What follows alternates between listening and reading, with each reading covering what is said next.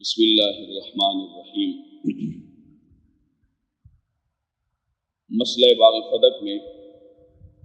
کل کے درس میں ہم نے مورخ شہیر مرزا محمد تقی ناسخ التواریخ جلد نمبر 2 صفحہ نمبر 306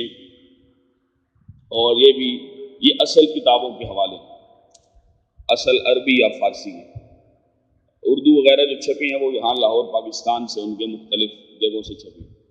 یہ ان کی اصل کتابوں کے حوالے ہیں۔ تو اس میں ناسخ التواریخ ان کی بڑی معتبر کتاب ہے، جس سے ہم نے کل یہ بیان کیا کہ جو بغیر لشکر کشی اور بغیر فوج کشی کے جگہ حاصل ہو مسلمانوں کو، اس مال کو، جگہ کو مال فے کہا جاتا ہے، جو کچھ بھی حاصل ہو۔ اس عبارت سے جو ہم نے کل پیش کی تھی اور پھر اس پر جو اس نے آیت بھی پیش کی، اور یہ کیونکہ فارسی ہے، مرزا محمد تقی نے اس عبارت میں یہ تصریح کر دی کہ فدق فے تھا، یعنی وہ چوں فدق بہت بلشکر سوار و پیادہ، اور اسی طرح سے اس نے کہا کہ تمامت خاص پیغمبر گشت و این آیت مبارکہ مفاد ای مانا توانت بود۔ اس کا ہم نے کل ترجمہ پیش کیا کہ جب فدق شاہ سواروں اور پیادہ فوج کے بغیر فتح ہوا تو وہ پیغمبر کے ساتھ خاص ہو گیا اور اس آیت مبارکہ کا مصداق ہو گیا، یعنی جو آیت مبارکہ سورہ حشر کی آیت ہے۔ تو اس سے بالکل واضح ہو گیا کہ فدق جو تھا وہ فے تھا اور سورہ حشر کی آیات کا مصداق تھا۔ اور ہم بیان کر چکے ہیں کہ اس سے پہلے کہ سورہ حشر کی ان آیات میں اللہ نے فے کے یہ مصارف بیان کیے ہیں کہ یہ اس کی آمدنی اللہ کے لیے، رسول اللہ صلی اللہ علیہ وسلم کے لیے، آپ کے قرابت داروں کی ضروریات کے لیے،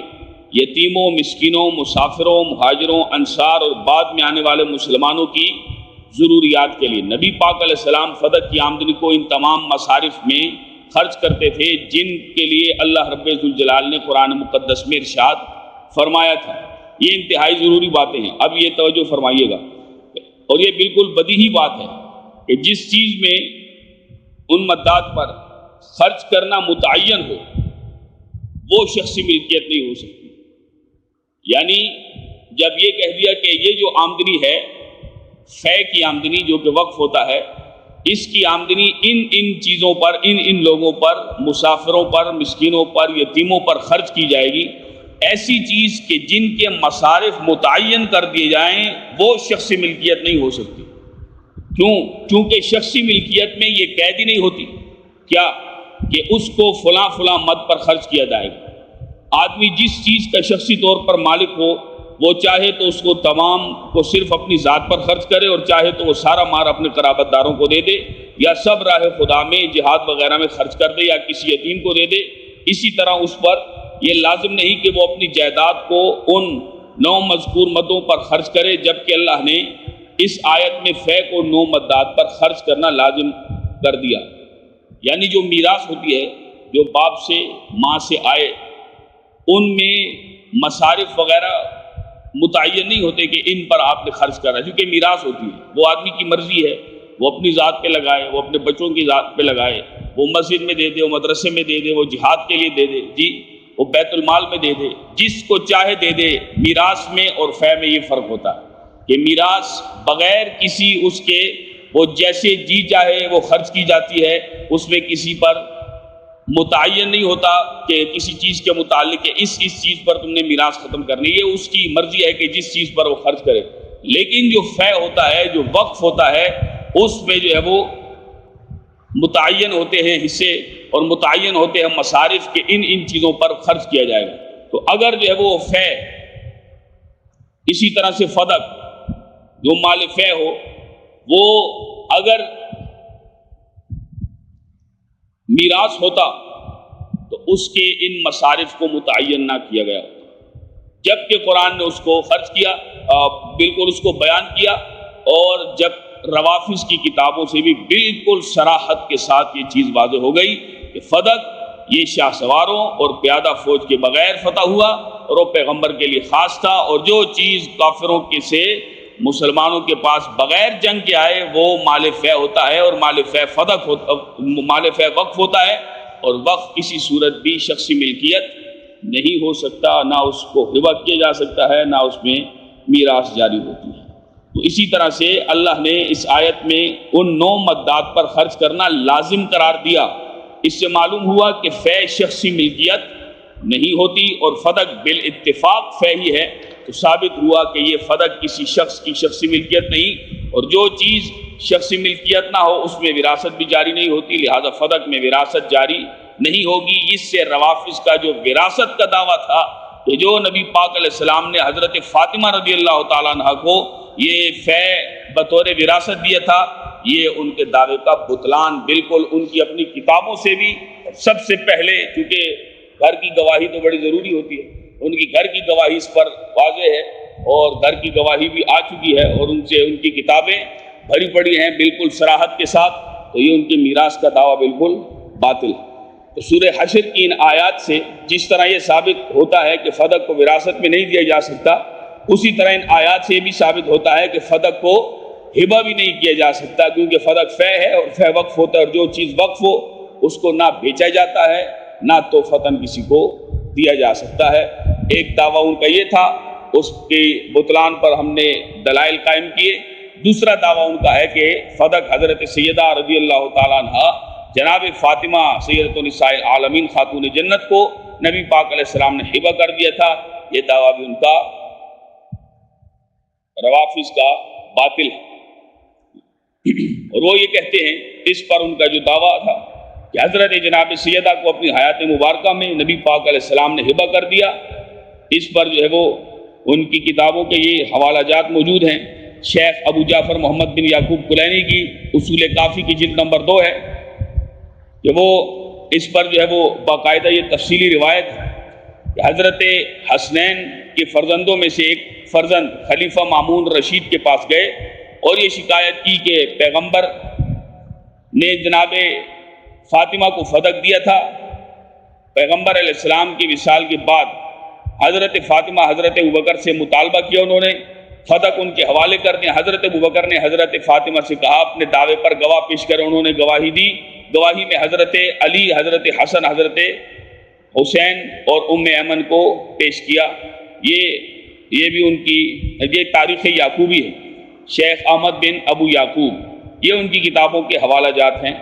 اور اسی طرح سے ابو فضل بن حسن تبرسی کی مجموع البیان کی جلد نمبر 5، اسی طرح تفسیر قمی جو شیخ ابو الحسن علی بن ابراہیم ہے اس کی جلد نمبر 2، اور ملا باقر مجلسی کی بہار الانوار جلد نمبر اس کی 28 ہے اور صفحہ نمبر 302 ہے۔ ایک میں اس نے یہ بات کہی کہ حضرت ابو سعید خدری رضی اللہ تعالیٰ عنہ بیان کرتے ہیں کہ جب یہ آیت نازل ہوئی، کون سی؟ وَآتِ ذَا الْقُرْبَ حَقَّهُ، کہ قرابت داروں کو ان کا حق دیجئے، تو رسول پاک علیہ السلام نے حضرت فاطمہ کو فدق عطا کر دیا۔ یہ ان کی کتاب موجود ہے، مجموع البیان تفسیر ہے ان کی۔ اسی طرح سے شیخ قمی نے بھی وَآتِ ذَا الْقُرْبَ حَقَّهُ کی تفسیر لکھی کہ وَأَنزَلَتْ فی فاطمہ علیہ السلام وَجَعَلَ لَهَا فَدَقْ، یہ آیت حضرت فاطمہ کے بارے میں نازل ہوئی، رسول پاک علیہ السلام نے حضرت فاطمہ کو فدق دے دیا۔ یہ ان کی کتابیں ہیں۔ اسی طرح سے جو کتابوں کے حوالے میں نے پڑھے، یہ دیگر بھی ان کا خلاصہ یہی ہے کہ وہ یہ بات کہتے ہیں۔ یہاں پر مرزا محمد تقی وہ یہ بات اس نے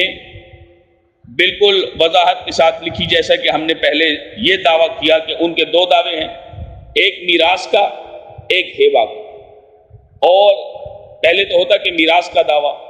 اگرچہ وہ بھی باطل ہی تھا، لیکن ان کے 2 دعوے ہیں، دونوں کے دونوں باطل ہیں۔ ایک پر ہم نے دلائل قائم کیے، دوسرے پر بھی ہم نے یہ بیان کیا کہ انہوں نے کہا کہ حضرت فاطمہ کو دے دیا، یعنی ہبہ کر دیا۔ اس پر ان کی ایک کتاب باقاعدہ اس پر تفصیل سے اس نے کلام کیا، ناصف التواریخ کی جلد نمبر 2 میں، یہ بھی تہران سے چھپی ہے اور یہ فارسی ہے، کہ جب یہ حکم پہنچا کہ قرابت داروں کا حق انہیں دو، تو پیغمبر علیہ السلام نے فرمایا کہ وہ قرابت دار کون ہیں؟ تو بتایا کہ وہ فاطمہ علیہ السلام ہیں، فدق کے باغات انہیں دے دو اور اپنا حق مت طلب کرو، کیونکہ اللہ نے بھی اپنا حق ان کے لیے چھوڑ دیا ہے۔ فدق خیبر کے نشیبی علاقے میں ایک قلعہ تھا، ہر چند کے خیبر جیسی اس کی فصیل نہ تھی، لیکن اس کے محاصل اور اس کے ارد گرد کھجوروں کے باغات بہت زیادہ تھے۔ اس آیت کے نزول کے بعد نبی پاک علیہ السلام نے حضرت فاطمہ کو بلایا، ان کے سامنے یہ آیت تلاوت کی اور فدق سے جو اموال حاصل ہوئے تھے جناب فاطمہ کے حوالے کر دیے اور فدق کے باغات انہیں دے دیے۔ حضرت فاطمہ نے کہا اللہ کے حکم سے جو چیز میرا حصہ قرار پائی ہے وہ میں آپ کو دیتی ہوں۔ پیغمبر نے فرمایا یہ تمام علاقہ اپنے اور اپنی اولاد کے لیے رکھو، اور یاد رکھو کہ میرے بعد یہ فدق تم سے لے لیا جائے گا اور اس سلسلے میں تم سے جھگڑا کیا جائے گا۔ یہ اس نے ساری بات لکھی ہے۔ آگے لکھتا ہے کہ اس گفتگو کے بعد آپ نے اکابر صحابہ کو جمع کیا، ان کی مجلس میں فدق کو، اس کی ہر ملکیت اور اس کے تمام محاصل سمیت حضرت فاطمہ کو دے دیا۔ یہ دستاویز لکھ دی کہ فدق ان تمام محاصل سمیت فاطمہ اور ان کے فرزندان یعنی جناب امام حسن اور امام حسین، اور آپ نے ان سے اپنا دست تصرف اٹھا لیا اور ان کے اموال اور خزانے مسلمانوں کو بخش دیے۔ آپ ہر سال اپنی خوراک کو فدق کی آمدنی سے لیتے تھے اور اس کی آمدنی سے جو کچھ بچتا اس کو مسلمانوں پر خرچ کرتے تھے، جیسا کہ دیگر کتابوں میں لکھا ہوا ہے۔ علماء شیعہ اور سنی کی بھی ایک جماعت کا اس پر اتفاق ہے کہ رسول خدا نے فدق حضرت فاطمہ کو عطا کر دیا۔ یہ جھوٹ ہے، یہ جھوٹ لکھا ہے اس میں، کیونکہ اہل سنت کا یہ دعویٰ نہیں۔ ہم 2-4 دن پہلے جب ہمارا دوسرا تیسرا درس تھا تو اس میں ہم نے یہ بات کی تھی کہ یہ اہل سنت کی کتابوں سے ہبہ کی بات یہ بالکل بھی ثابت نہیں ہے، یہ جھوٹے ہیں اور اس نے جھوٹ بولا۔ اور اپنی کتاب اتنا بڑا آدمی ہے اور باتیں کیسی ہیں ان کی، اور اپنی زندگی میں فدق کو حضرت فاطمہ کے تصرف میں دے دیا، اور حضرت فاطمہ کا مقرر کردہ عامل فدق کا حساب کرتا تھا۔ اور جب رسول پاک علیہ السلام نے اس جہان سے پردہ فرمایا تو حضرت ابوبکر نے حضرت فاطمہ کے عامل کو فدق سے معزول کر دیا اور فدق کو اپنے قبضے میں لے لیا۔ یہ اس کی ساری بات ہے مرزا محمد تقی کی، ناسخ التواریخ ہے، بہت بڑی ان کی یعنی کتابوں میں ایک نام ہے اس کتاب کا۔ مرزا محمد تقی کی جو یہ تاریخی اس نے حقائق بیان کیے یہ خود متعارض اور متضاد ہے۔ یہ جو پوری بات میں نے پڑھی ہے، ویسے تو میں فارسی پڑھتا لیکن مزید لمبا ہو جاتا کام، یہ میں نے اس کا صرف ترجمہ پڑھا ہے طوالت کے خوف سے کہ زیادہ لمبا ہو جائے۔ یہ جو اس کی بات ہے یہ آپس میں متعارض اور متصادم ہے، آپس میں اس کا ٹکراؤ ہے۔ ایک طرف تو اس نے یہ لکھا کہ رسول پاک علیہ السلام نے وآت ذی القربى حقہ کے نازل ہونے کے بعد فدق حضرت فاطمہ کے حوالے کر دی، جیسے کہ عبارت کا شروع ہے۔ حضرت فاطمہ نے اس پر قبضہ کر لیا تھا، وہ ان کے تصرف میں آ گیا تھا، اور حضرت فاطمہ نے فدق پر اپنا عامل مقرر کر دیا تھا جو فدق کی آمدنی کو حساب سے وصول کرتا۔ ایک طرف تو یہ لکھتا، دوسری طرف یہ لکھا ہے کہ رسول پاک علیہ السلام اپنے ایک سال کے اخراجات فدق کی آمدنی سے لیتے تھے اور جو باقی بچتا وہ مسلمانوں کو عطا کر دیتے تھے۔ اور اس عبارت کا یہی مطلب ہے کہ فدق رسول پاک علیہ السلام کی تحویل اور تصرف میں تھا، آپ نے وہ کسی کو ہبہ نہیں کیا تھا، اور آپ قرآن مجید کے حکم کے مطابق فدق کی آمدنی کون مددات پر خرچ کرتے تھے؟ جن پر خرچ کرنے کا اللہ نے نبی پاک علیہ السلام کو حکم دیا تھا۔ یہ دو متعارض چیزیں، کیونکہ جو چیز حضرت فاطمہ کو دے دی اس میں سے پھر رسول پاک علیہ السلام کا مزید پھر لینا اور اس پر حضور علیہ السلام کا ہی تصرف ہونا اور حضور علیہ السلام کا ہی اختیار ہونا، پھر یہ دونوں چیزیں آپس میں ٹکرا رہی ہیں۔ سمجھ نہیں آ رہی کہ ایک چیز دے بھی دی پھر اسی میں سے لے کے مسلمانوں پہ خرچ بھی کیا، دینے کا مطلب یہ ہے کہ پھر نہ لیا جائے۔ تو دو متضاد چیزیں ہیں ان کے اپنے دعووں میں، اور ایک جو بات اس نے لکھی کہ سنیوں کا بھی اس میں اتفاق ہے، بالکل اس نے جھوٹ لکھا ہے اور یہ ان کی پرانی عادت ہے۔ اسی طرح سے فدق کے دعویٰ ہبہ کا قرآن مجید کی روشنی میں جو جائزہ ہے، کیونکہ فدق میں وراثت نہ جاری ہونے پر قرآن سے استدلال ہم نے یہ بیان کیا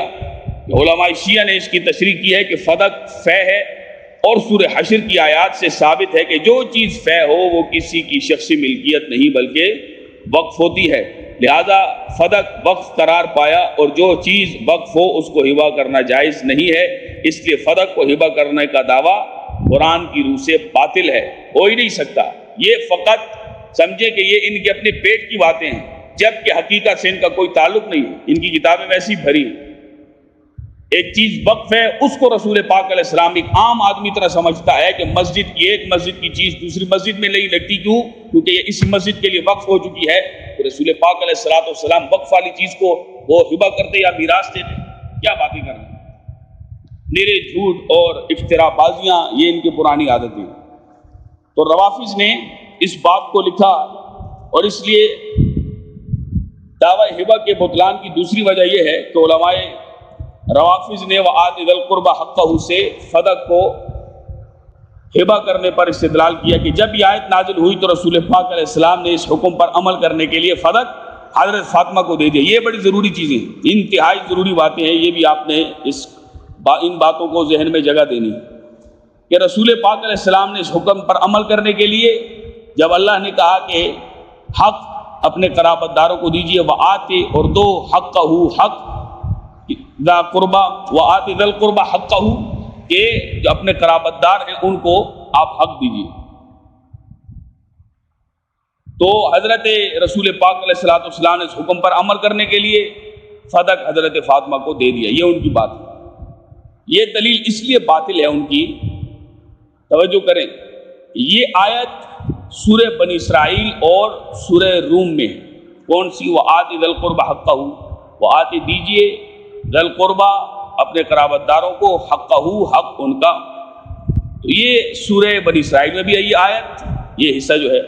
اور یہ موتی جو ہے سورہ روم میں بھی ہے، اور یہ دونوں سورتیں مکی ہیں۔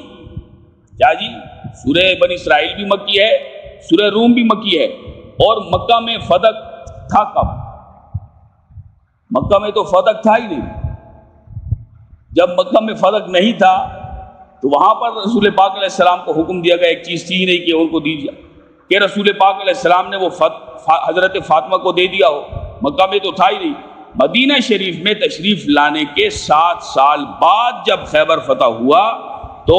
اس کے بعد صلح کے نتیجے میں بغیر جنگ کے فدق حاصل ہوا۔ ہجرت کے یعنی 7 سال بعد خیبر حاصل ہوا، اور اس کے بعد صلح کے نتیجے میں فدق حاصل ہوا۔ تو بعض محققین شیعہ نے بھی اس حقیقت کا اعتراف کیا ہے، اور اس آیت سے فدق کو ہبہ کرنے پر استدلال صحیح نہیں ہے کہ وہ جو کہتے ہیں کہ یہ لکھ کر دے دیا، ان کا لکھ کر دے دینا بھی وہ بالکل جو ہے وہ اس چیز سے باطل ہے۔ شیخ حسن طباطبائی نے، یہ ان کا ایک نام ہے بہت بڑا، اس نے یہ بات لکھی ہے کہ اس آیت سے ظاہر ہوتا ہے کہ رشتہ داروں، مسکینوں اور مسافروں کو دینا ہجرت سے پہلے مشروع ہو چکا تھا، کیونکہ یہ آیت مکی ہے اور یہ سورت مکی کا جز ہے۔ اس پر ان کی کتابیں بالکل واضح ہیں اور بول رہی ہیں۔ شیخ طباطبائی نے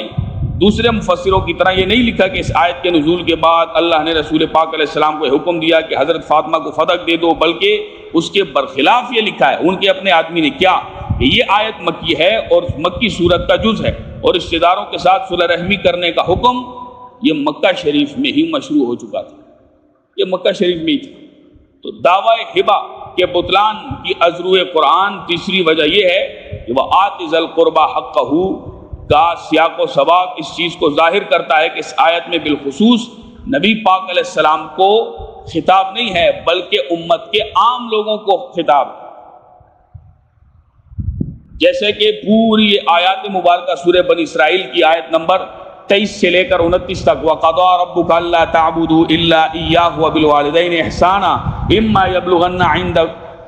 الْكِبَرَ أَحَدُهُمَا أَوْ كِلَاهُمَا فَلَا تَقُل لَّهُمَا أُفٍّ وَلَا تَنْهَرْهُمَا وَقُل لَّهُمَا قَوْلًا كَرِيمًا۔ یہ سورہ بنی اسرائیل کی ساری آیات ہیں جو کہ وَلَا تَبْسُطْهَا كُلَّ الْبَسْطِ فَتَقْعُدَ مَلُومًا مَحْسُورًا تک، یہ 23 سے 29 تک آیات ہیں۔ وَآتِ ذِی الْقُرْبَىٰ حَقَّهُ، جن آیات کی یہ منسلک ہے ان کے سیاق و سباق سے یہ ظاہر ہوتا ہے کہ باقی آیات کی طرح اس آیت میں بھی عام انسان کو خطاب ہے۔ ٹھیک ہے جی، اگرچہ دیکھیں انہوں نے جو غلطی لگی ہے وہ آتے سے، یہ صیغہ واحد ہے، واحد مذکر حاضر ہے، فعل امر ہے کہ دیجئے، دو اے پیغمبر آپ دیں، ٹھیک ہے، اس سے انہیں اکثر طور پہ خطاب ہوتا ہے، بظاہر معلوم ہوتا ہے کہ نبی علیہ السلام سے خطاب ہے، لیکن خطاب ساری امت سے ہوتا ہے۔ تو یہاں بھی امت کے عام افراد سے خطاب ہے کہ وہ ماں باپ کے ساتھ حسن سلوک کریں، کیونکہ یہ جو فرمایا گیا وَقَضَىٰ رَبُّكَ حَقَّهُ وَقَضَىٰ رَبُّكَ أَلَّا تَعْبُدُوا إِلَّا إِيَّاهُ وَبِالْوَالِدَيْنِ إِحْسَانًا، تو یہ تو کمزور تو عام لوگ ہوتے ہیں کہ جو والدین کی نافرمانی کرتے ہیں، تو ان کو نصیحت کی جا رہی ہے، بتایا جا رہا ہے کہ تمہارے رب نے یہ فیصلہ کیا ہے کہ عبادت فقط اسی کی کرو اور اپنے والدین کے ساتھ اچھا سلوک کرو۔ تو یہ عام لوگوں سے خطاب ہے، نیک چلنی اختیار کرے، توبہ کرے، قرابت دار کو، مسکین کو، مسافر کو اس کا حق دے، فضول خرچی نہ کرے، سائل کو نرمی سے جواب دے، بے حد فراخی سے خرچ نہ کرے، اور نہ ہی جو ہے وہ بہت تنگی سے، یعنی نہ کنجوس ہو نہ فضول خرچ ہو۔ کوئی انصاف پسند یہ شخص یہ بات نہیں کہہ سکتا کہ ان آیات سے رسول پاک علیہ السلام کو خطاب کیا گیا۔ یہ تو عام امت کو یہ باتیں کہی گئی، کیونکہ یہ چیزیں، یہ کمزوریاں یہ عام امت میں ہوتی ہیں۔ ایران سے ایک جدید تفسیر آئی جس کو علماء شیعہ کی ایک جماعت نے مرتب کیا ہے، اس میں بھی اس حقیقت کا اعتراف موجود ہے، اور یہ لکھتے ہیں کہ آیت ذی القربہ سے عام رشتہ دار مراد ہے یا بالخصوص نبی کریم علیہ السلام کے رشتہ دار مراد ہیں۔ اس بات میں مفسرین نے بحث کی۔ متعدد احادیث میں ہم یہ پڑھتے ہیں کہ یہ آیت پیغمبر علیہ السلام کے قرابت داروں کے ساتھ خاص ہے، حتیٰ کہ بعض تفاسیر میں ہم نے اس آیت کے تحت حضرت فاطمہ کو فدق کی سرزمین بخشنے کی روایت بھی پڑھی ہے، اور ہم نے بارہا بیان کیا کہ اس قسم کی تفاسیر اور روایت آیت کے مفہوم عام کو مقید اور محدود نہیں کر سکتی، اور واقعے میں اس کا مصداق بالکل ظاہر ہے۔ اس آیت میں وآتے کے ساتھ رسول پاک علیہ السلام کو خطاب کرنا اس حکم کے خاص ہونے کی دلیل نہیں ہو سکتا، کیونکہ ان آیات کے باقی تمام احکام عام ہیں، مثلا فضول خرچی سے منع کرنا، سائل اور محتاج کو نرمی سے جواب دینا، اور بخل اور زیادہ خرچ کرنے سے منع کرنا۔ اور ہم خوب جانتے ہیں کہ یہ احکام اختصاص کا پہلو نہیں رکھتے، اور یہ تمام آیات کا مفہوم کلیتاً عام ہے۔ سورہ روم میں بھی یہ آیت وآت ذی القربى حقہ ہے، لیکن شیعہ علماء نے صرف سورہ بنی اسرائیل کی اس آیت کی تفسیر میں فدق ہبہ کرنے کی روایات بیان کی ہیں، جبکہ سورہ روم بھی مکی ہے اور وہاں بھی سیاق و سباق عام احکام بیان کیے گئے اس میں، اور ہم چونکہ اختصار کے در پہ ہیں اس لیے ہم ان آیات کا ذکر نہیں کرتے۔ لہذا جو ابھی ہم نے بات بیان کی اس پر، یہ ان کی جو جدید تفسیر تھی اس پر بھی یہ حوالہ موجود ہے کہ یہ عام لوگوں سے خطاب ہے، کہ یہ تمام کمزوریاں، فضول خرچی کرنا، حد سے بڑھ جانا، ماں باپ کی نافرمانی کرنا، سائل کو سختی سے جواب دینا، یہ تمام کمزوریاں عام لوگوں میں ہوتی ہیں، نبی کے دامن اس سے پاک ہوتا ہے۔ اس سے پتہ چلا کہ یہ تمام جو ہے وہ خطاب وآت ذی القربى حقہ والمسکین، یہ اپنے قرابت داروں کو، مسکینوں کو ان کا حق دو، یہ بالکل واضح ہو گیا کہ یہ امت کے عام لوگوں کو خطاب ہے۔ تو لہٰذا سورہ حشر کی آیات سے واضح ہو گیا کہ فے وقف ہوتا ہے، ہبہ نہیں ہوتا، چونکہ فدق بھی بالاتفاق، کیا جی، بالاتفاق فدق فے ہے، لہٰذا اس کو ہبہ نہیں کیا جا سکتا۔ علماء شیعہ کی کتابوں کی تشریحات ہم بیان کر چکے ہیں، اور وآت ذی القربى حقہ سے فدق کو ہبہ کرنے پر استدلال دو وجہ سے صحیح نہیں۔ ایک یہ کہ یہ آیت مکی ہے، دوسرا اس میں حکم عام ہے، نبی پاک علیہ السلام کو خطاب نہیں، اور ان دونوں چیزوں کا علماء شیعہ نے بھی اعتراف کیا، جیسا کہ ہم نے ان کی تفاسیر وغیرہ سے بھی،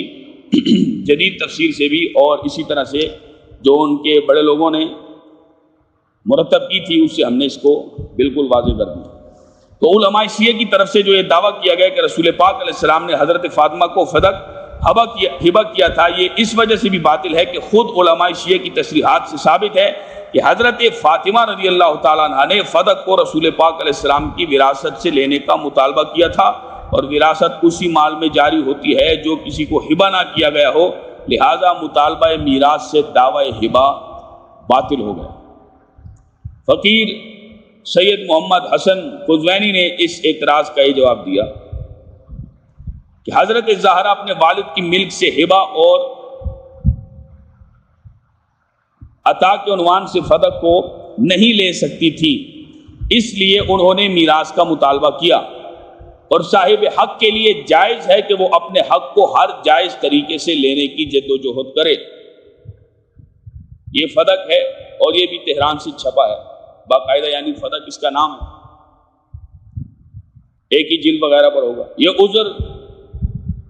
جناب سیدہ زہرا رضی اللہ تعالیٰ عنہ کی طرف یہ منسوب کرنا کہ جو چیز میراث میں نہیں تھی، جی توجہ فرمائیے گا، جو چیز میراث میں نہیں تھی آپ نے حصول دنیا کے لیے اس پر میراث کا دعویٰ کیا، یعنی جو چیز میراث ہی نہیں تھی اس کو بطور میراث مانگنا، یہ دعویٰ کرنا کہ یہ وراثت مجھے دی جائے، یہ آپ کی طرف جھوٹ اور فریب کو منسوب کرنا ہے، العیاذ باللہ، جبکہ جناب سیدہ زہرا کا دامن اس سے پاک۔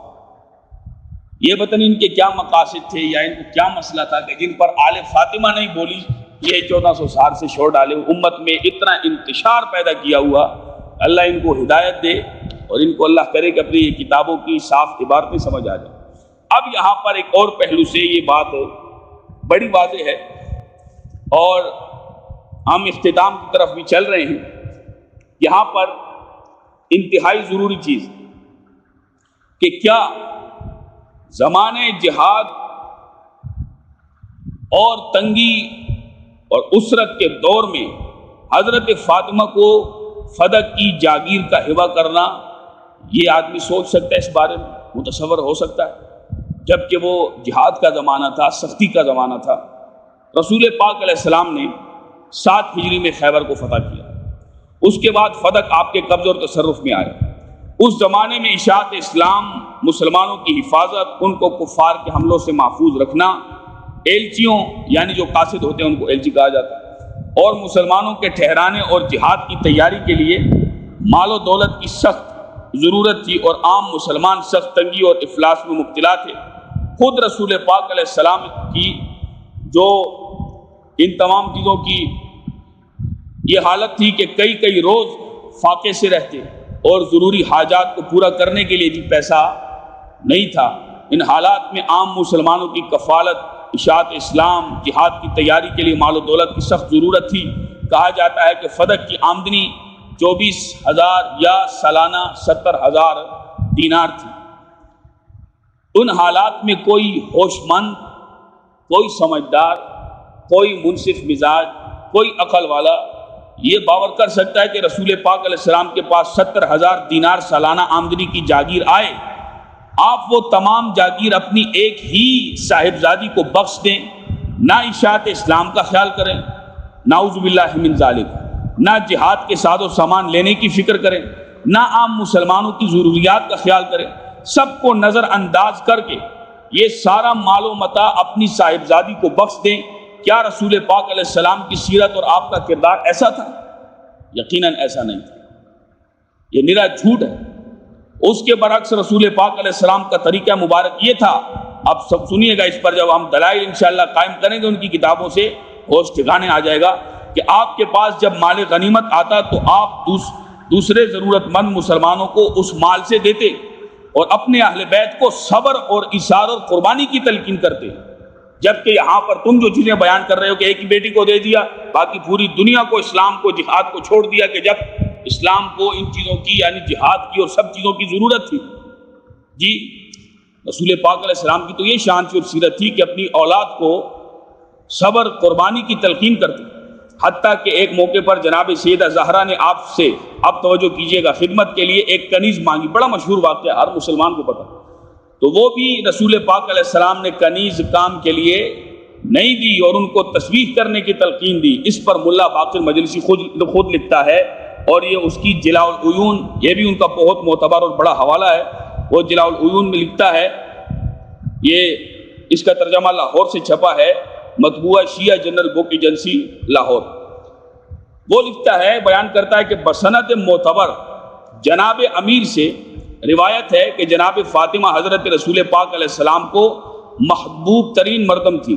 اور اس قدر مشکیزے سے پانی کے اٹھائے کہ سینے مبارک سے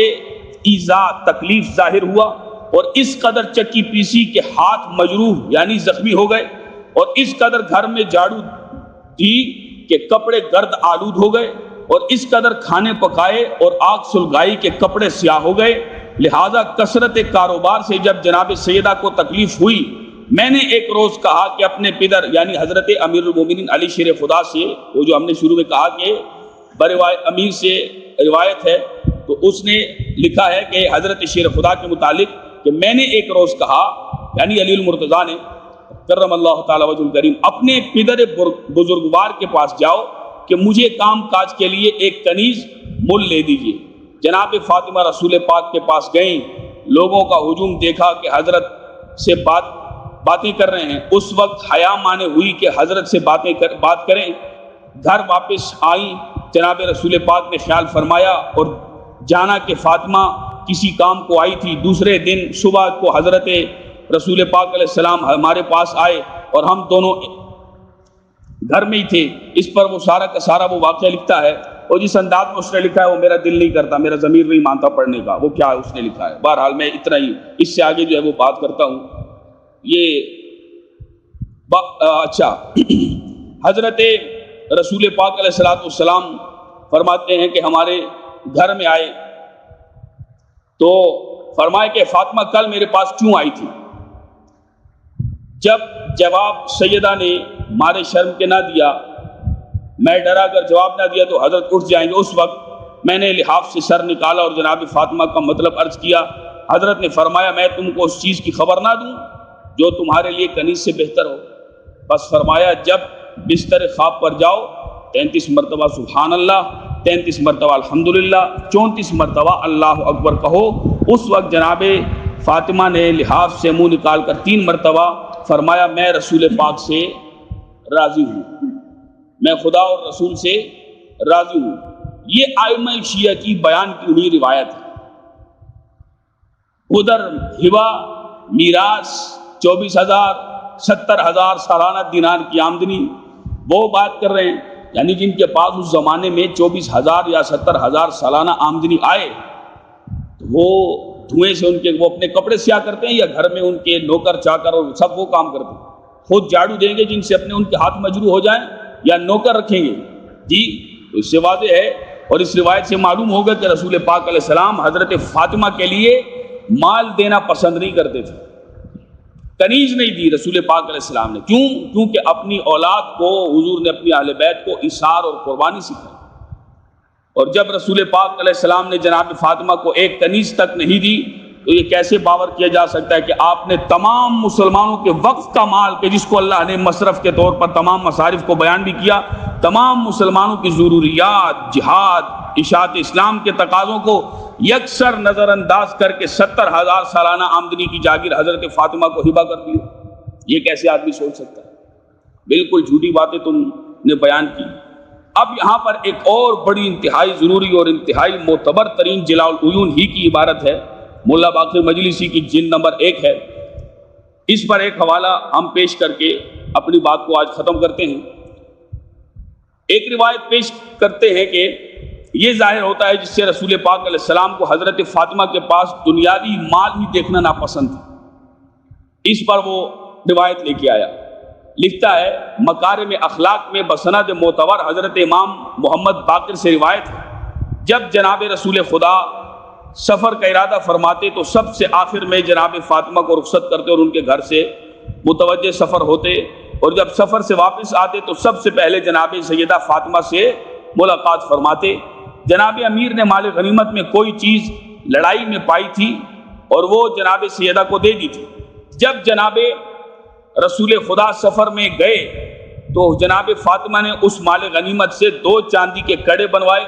ہاتھ میں پہنے اور کپڑا لے کر دروازے پر پردہ ڈالا۔ جب رسول پاک علیہ السلام کی جیسا کہ عادت مبارک تھی کہ جب سفر سے آتے تو پہلے جناب سیدہ سے ملتے، سفر سے حضور علیہ السلام واپس آئے اور داخل خانہ زہرا ہوئے،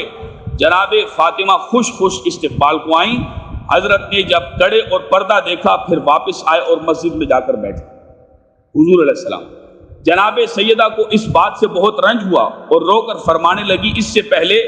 میرے بابا جان رسول پاک علیہ السلام نے کبھی ایسا نہیں فرمایا۔ پھر پس جناب حسن اور حسین کو بلایا اور پردہ کھول ڈالا، جو پردہ آپ نے ڈالا تھا۔ ایک صاحبزادے کو کڑے اور دوسرے کو پردہ دیا اور فرما دیا کہ میرے پدر بزرگوار کے پاس لے جاؤ اور میرا سلام کہو، اور کہو کہ آپ کے تشریف لے جانے کے بعد میں نے اس کو سوائے اور کوئی کام نہیں کیا جو آپ کے غصے اور غضب کا باعث ہو۔ آپ ان چیزوں کو جو چاہیں، ان چیزوں کو جو چاہے فرمائیں۔ جب دونوں شہزادوں نے اپنی مادر بزرگ وار کا پیغام پہنچایا، حضرت نے دونوں فرزندوں کو گود میں لیا اور پیار کیا، دونوں کو اپنے زانوؤں پر بٹھایا، پھر حکم دیا ان کڑوں کو توڑ کر اہل صفہ کے ان فقراء مہاجرین میں تقسیم کر دو، یعنی جو صفہ کے چبوترے پر بیٹھ کر صحابہ کرام علم حاصل کرتے تھے. فرمایا ان فقراء مہاجرین میں ان کو تقسیم کر دو جن کے پاس رہنے کے لیے مکان نہیں تھے, اور پردے کو لنگی کے برابر کپڑے ٹکڑے کیا اور ان لوگوں میں تقسیم کر دیا جن کے پاس سطر پوشی کے لیے کپڑا نہیں تھا. حضرت نے فرمایا خدا فاطمہ پر رحمت نازل کرے اور اس کو کپڑے کے عوض جامہ بہشت پہنائے, یعنی جنت کے کپڑے پہنائے حضور علیہ السلام نے. یہ ان کی کتاب ہے. 2 کڑے رسول پاک علیہ السلام نے حضرت فاطمہ کے ہاتھ میں پسند نہ فرمائے اور ویسے ہی آپ تشریف لے گئے. اور جب حضرت سیدہ دیکھیں مزاج شناس نبوت تھی نا نبی پاک نے والد بزرگوار کی, آپ مزاج کو سمجھتی تھی کہ حضور علیہ السلام کیوں واپس تشریف لے گئے. غضب غصے کے الفاظ ہیں ان کی کتاب میں جلاء العیون میں. تو آپ نے وہی کڑے اتار دیے کہ یقیناً ان کڑوں کی وجہ سے جو دنیاوی مال ہے میرے والد گرامی نبی آخر الزماں کو یہ چیز پسند نہیں آئی میرے کڑے وغیرہ پہننے پر. یہ واقعہ رسول پاک علیہ السلام کی سیرت طیبہ کے عین مطابق ہے. اور اس واقعے سے بھی معلوم ہوتا ہے کہ جناب سیدہ مزاج شناس رسول تھی, اور جب آپ نے جان لیا کہ رسول پاک کو ان کے پاس متاع دنیا دیکھنا پسند نہیں, تو چاندی کے ان دونوں کڑوں اور کپڑے کے اس پردے کو فوراً فقہاء مہاجرین پر خرچ کر دیا. اور اس روایت سے بھی معلوم ہوا کہ رسول پاک علیہ السلام کو حضرت فاطمہ کی خوشحالی کی بنسبت فقراء مہاجرین کی ضروریات کا زیادہ احساس تھا. سوچئے جب رسول پاک علیہ السلام کو حضرت فاطمہ کے پاس مال دنیا میں چاندی کے 2 کڑے اور پردے کی ایک چادر بھی دیکھنا گوارا نہ تھی, اور آپ ان کے پاس یہ مال دیکھ کر غصے میں آئے اور ان سے ملے بغیر واپس چلے گئے, تو یہ کیسے تصور کیا جا سکتا ہے کہ آپ نے مال دنیا میں 70,000 دینار سالانہ آمدنی کی اراضی حضرت فاطمہ کو ہبہ کر دی, جس زمانے میں مسلمانوں کی غربت اور افلاس کا یہ عالم ہو تو ان کو جہاد کے لیے سواریاں تک میسر نہ ہو. اس پر بھی انشاءاللہ دلائل پیش کریں گے. وہ نان شبینہ کے محتاج ہوں, اس وقت اللہ نے جو مال فیض کو یتیموں مسکینوں اور مسافروں پر خرچ کرنے کے لیے دیا ہو, آپ اس مال کو بجائے حاجت مندوں اور غرباء پر تقسیم کرنے کے وہ تمام مال اپنی بیٹی کو ہبہ کر دیں. کیا یہ عمل نبی کی سیرت کے مطابق ہے؟ یقیناً نہیں. اللہ رب ذوالجلال ہم سب کو صحیح طرح ان مسائل کو سمجھنے کی توفیق نصیب فرمائے اور پاکوں کی گستاخی بے ادبی سے محفوظ فرمائے.